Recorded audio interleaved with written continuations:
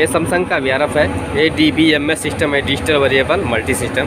दोस्तों Samsung VRF में हम मास्टर यूनिट की पहचान कैसे करते हैं। दोस्तों मास्टर यूनिट की पहचान करने के लिए हमने अभी इसको खोल के रखा है, देखेंगे सब 1 सब 2 और मास्टर यूनिट को भी हमने खोल के रखा। अभी इसमें देखेंगे कि मास्टर कौन सी है, सब 1 कौन सा है, सब 2 कौन सा है। दोस्तों उसकी पहचान करना बहुत आसान है, लेकिन दोस्तों सबसे पहले मेरे को ये पैनल खोल के रखना पड़ेगा, जो इलेक्ट्रॉनिक कंट्रोल पैनल है, जो हमारा PCB का पैनल है, इसको खोल के देखना पड़ेगा।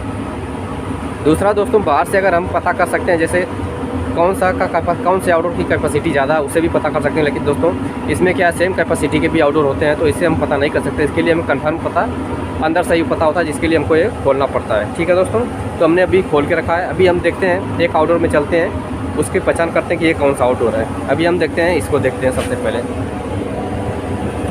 दोस्तों हमने इसको अभी आया, ये हमारा कमांड PCB है। कमांड PCB में हम आके देख सकते हैं कि वो कौन सा PCB है। ठीक है दोस्तों, अभी इसमें देखेंगे जो वायरिंग किया हुआ है, टर्मिनल पूरा टर्मिनल सब में वायरिंग की हुई है, इसमें कोई भी खाली नहीं है। तो दोस्तों ए ऊपर सबसे अप 1 है, ए अप 1 अप 2 है, ए ऑफ 1 और ए ऑफ 2 है, ए R1 और ए R2 है। तो दोस्तों एक कौन सा वायर है, ए इंडोर से आ रहा है, ए अप 1 अप 2 इंडोर से आ रहा है, कम्युनिकेशन केबल जो इंडोर का है। और दोस्तों जो ए ऑफ 1 अप 2 ए जो यहाँ से दूसरे यूनिट के लिए जा रहा है, सब जो हमारा आउटडोर है उसके लिए जा रहा है यहाँ से। ठीक है, तो ये हमारा क्या है, मास्टर है। मास्टर में ही दोस्तों ये जो इंडोर से आता है कनेक्ट होता है। इसी तरह जो नीचे का टर्मिनल है, ये भी दोस्तों सिर्फ मास्टर में ही लगता है, ए R1 और ए R2 है। ये दोस्तों जो मास्टर कंट्रोलर होता है नीचे हमारा, जो पूरा सिस्टम को कंट्रोल करता है, जहाँ से हम ऑन ऑफ करते हैं पूरा सिस्टम को, वही उसके लिए वायरिंग की हुई है, वहाँ पे जाके लगता है हमारे मास्टर कंट्रोलर में। तो दोस्तों ये भी वायर सिर्फ मास्टर में ही लगता है। ये दोस्तों सब 1 सब 2 सब 3 में नहीं लगता है। सब 1 सब 2 में देखेंगे तो दोस्तों ए टर्मिनल, नीचे का टर्मिनल और ऊपर का 2 टर्मिनल ये खाली मिलेगा हमको। सिर्फ ये बीच का जो ऑफ 1 है ऑफ 2, इसी में हमें का कनेक्शन मिलेगा। तो जब हम इसको खोल के देखेंगे दोस्तों, तो मास्टर जो मास्टर रहेगा उसमें कनेक्शन रहेगा ऊपर और नीचे भी मिलेगा, लेकिन जो मास्टर नहीं रहेगा उसमें ये कनेक्शन नहीं मिलेगा ऊपर के साइड में और नीचे के साइड में, उसमें सिर्फ बीच में मिलेगा ऑफ 1 और ऑफ 2।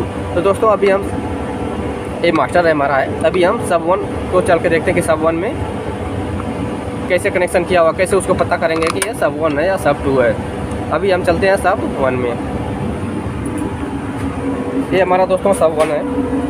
सब 1 में देखेंगे दोस्तों, ये हमारा कमांड PCB है। कमांड PCB में हमने देखा तो इसमें देखेंगे सिर्फ बीच में ही लगा हुआ है, ऊपर और नीचे नहीं लगा हुआ है। ठीक है, तो दोस्तों ये क्या है, मास्टर नहीं हो सकता। अगर मास्टर होता तो इसका क्या है, ये कनेक्शन इसमें आके सबसे पहले लगता जो इंडोर से आ रहा है, और जो मास्टर कंट्रोलर से आके लग रहा है वो इसमें लगता, तो ये क्या हमारा मास्टर होता। लेकिन इसमें ऐसा वायर नहीं लगा हुआ है, सिर्फ बीच में लगा हुआ है। अब तो ये क्या है, सब 1 है। इसमें देखेंगे दोस्तों 2 वायर लगा हुआ है। इसमें अगर ये सिंगल होता तो हमारा लास्ट होता और वो सब 2 होता या सब 3 होता। लेकिन दोस्तों में इसमें 2 वायर लगा हुआ है, मतलब यहाँ से भी इसका लूप करके हमारा दूसरे आउटडोर के लिए जा रहा है, ऑफ 1 ऑफ 2। तो दोस्तों अभी हम चलते हैं सब 2 में।